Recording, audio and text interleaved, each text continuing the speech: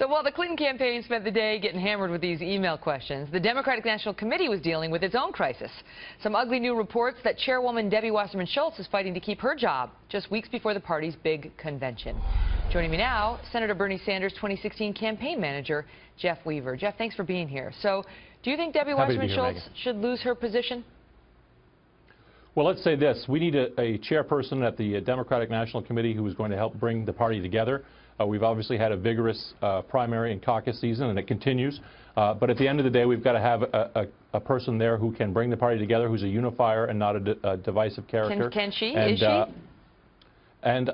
You know, I think there's been a pattern of conduct over the course of this campaign, whether it was the early scheduling of debates, where there were a limited number of debates scheduled on weekends no one would watch, whether it was the joint fundraising agreements with the Clinton campaign, which were meant to funnel money up to the DNC from state parties, whether it was cutting off our campaign from its data right before the Iowa caucuses, or limiting the number of Sanders backers who were on some of the standing committees at the Democratic National Committee. I think there's been a pattern of behavior, and most recently, what's drawing criticism is sort of incendiary comments made after the Nevada caucuses. So you think she's got the thumb on the scale for Hillary?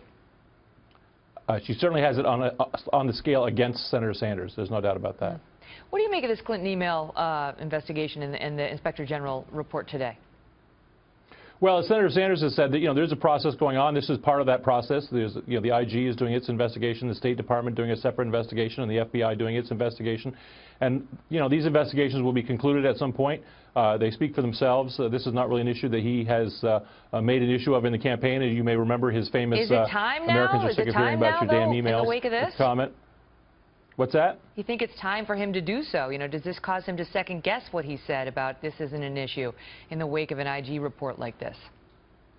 No, I think where his campaign has focused and continues to focus, he wants to talk about important substantive differences between himself and Secretary Clinton on the minimum wage, where he supports 15 and she supports 12, on creating health care as a right in this country, dealing with climate change, clamping down on Wall Street, dealing with the corrupt campaign finance system. Those are the issues that are at the heart of his campaign and his candidacy, and that's where he has really focused and will continue to focus his attention. I know Senator Sanders says he's in this for the long haul. You know, Donald Trump says he believes that he's not, that Bernie isn't necessarily.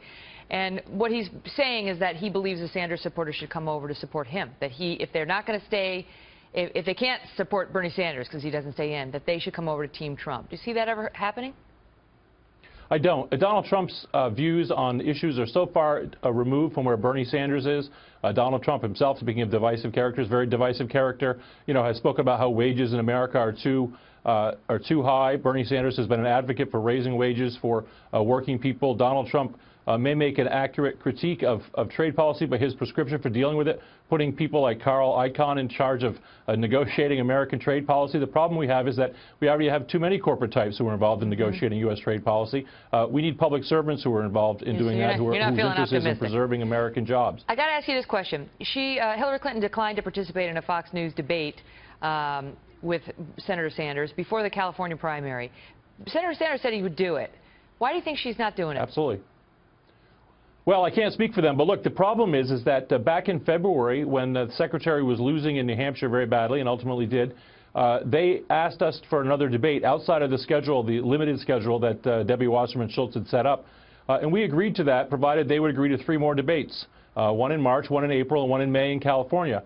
They agreed to that very publicly. The quotes are out there. John Podesta agreed. Other representatives of the campaign publicly agreed to do that.